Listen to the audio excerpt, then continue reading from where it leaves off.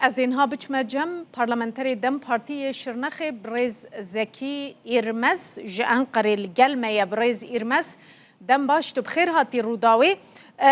بابت آمیا سرکی بله بابت آمیا سرکی براستی مثلا بکارانینا مادین هشبر و بازرگانی آوانه لشرنخه بری از به مسر و مجارست خوازم درباره پیواجوی ده پرسکه بکم جبر کو دا خویانی سر و کمار ترکیه هبود گوت هر تشت باشه و وکه خوب ریوه دچه وکه هاتیه پلان کرن هندوی باوریه دنه کو لگوری پلانی بریوه چه پیواجو؟ Yani her tiş ne liguri planu pêvajûyê dimeşe. Yani em li wê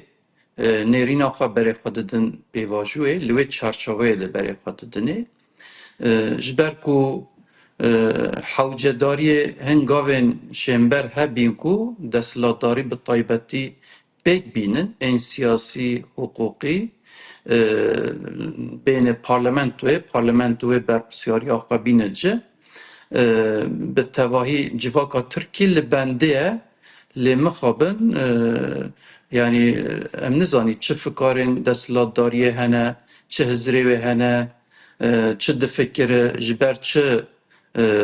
دستو بی کارو خباتین آل چرچاوه زاگون ناکتن راستی امجه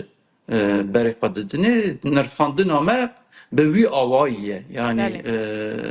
داخویانین هم هفسروکین ما این گشتی هم ناوند آمجه هم شانده یا گراوا امرالیه به وی چرچوه ده اری راستا پیواجوک هیا پیواجو ام نکاری بیجم به طایبتی به تواهی راوستی آیه پیواجوک دمشل لبلی نه دلو داخاز گل دلو داخاز راستی ام yani difekirîn dimeşe yani em li vî awayî dinêrin. Belê ez dixwazim êdî em derbasî babeta madeyên hişbir bibin li Şirnexê bi taybetî te li parlamentoya Tirkiyê axaftinek pêşkêş kir te balkişan de ser zêdebûna bikaranîn û bazirganiya madeyên hişbir ez hez dikim beriya ku em dest bi gotûbêjê bikin em li wê axaftina te jî guhdarî bikin û em ê pişre derbasî gotûbêja xwe bibin.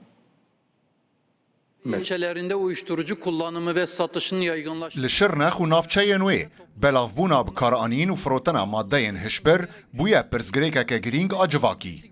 Her ku diçe daketina zêdetir a temenê alûdebûnê nîşan dide ku ev krîz gihîştiye qonaxeke çiqas krîtîk.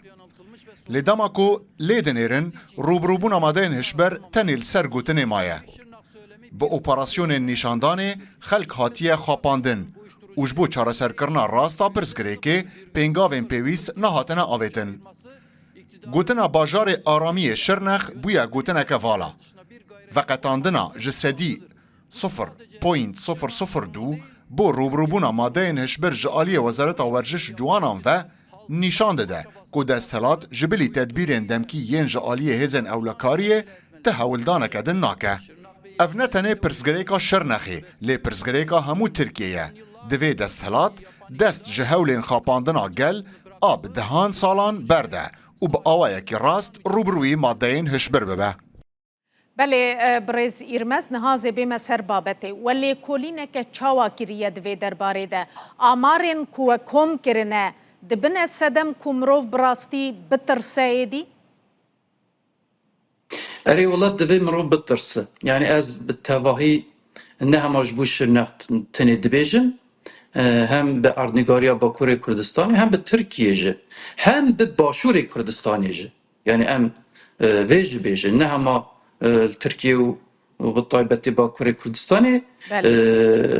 yani ew jimarên ku em berê xwe didinê dikeve destê me de wekî niha Başûrê Kurdistanê jî ji bo hişberiyê rastî li xeterek mezin de ye hem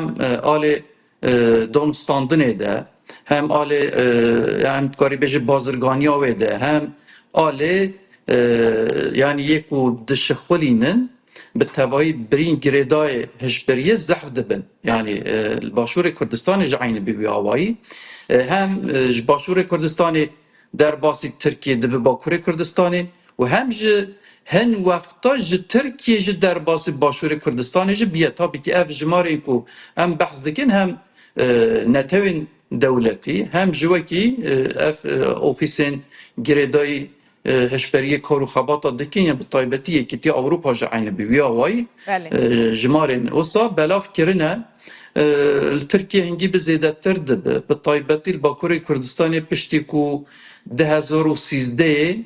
ew pêvajoya ku tat meşandin heta 2015 wexta ku rawestiyayî sekinî û pê de hem danûstandina hişberiyê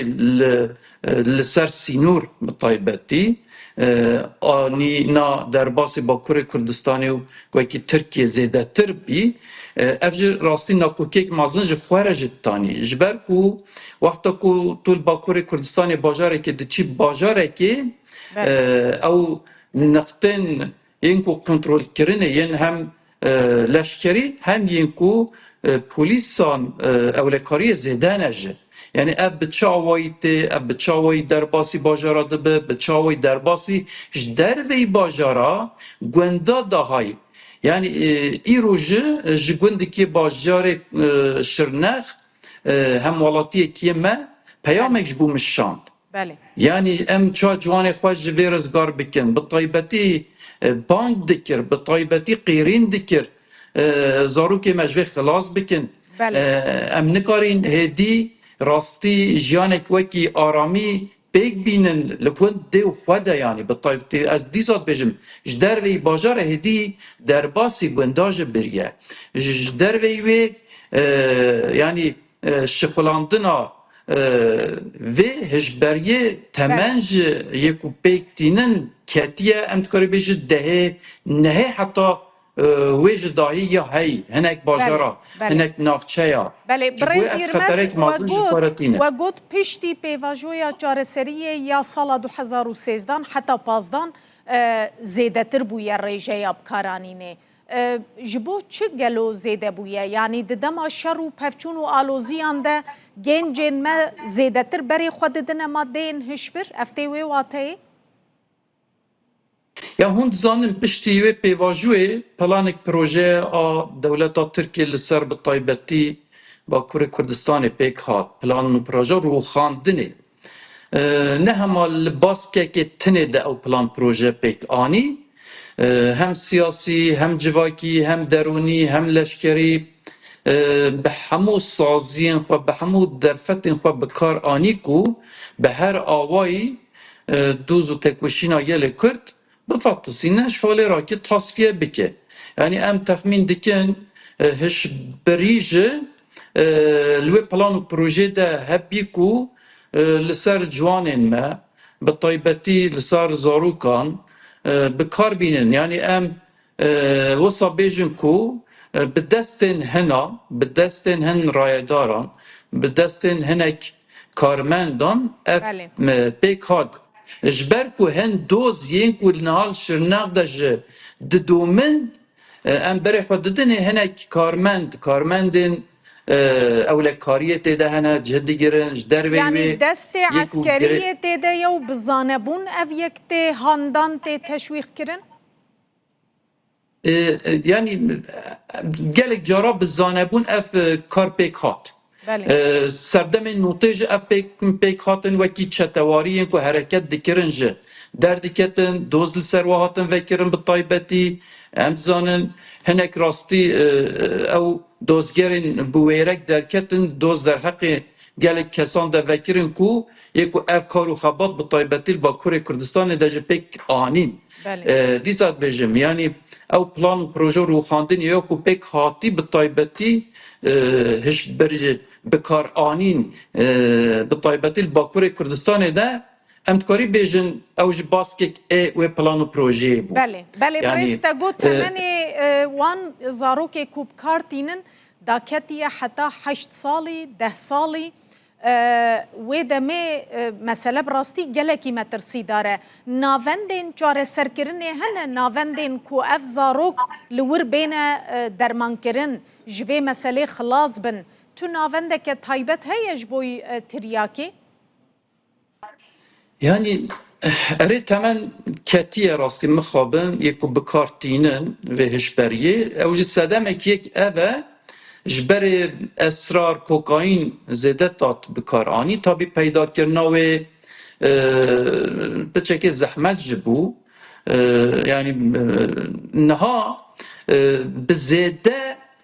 ev hişberiyên bi sentetîk tên bikar anîn. بله ین وکی فتامینه وکی اشتر بجمیانی جورین جدا جدا هنه هم پیدا کرنا ویر حتی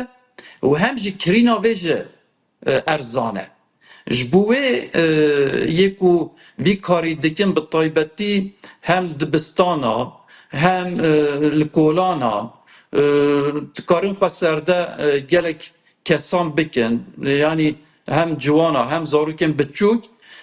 بکار آنین ویج راستی راحته وکی حبج تیم بکار آنین جبوه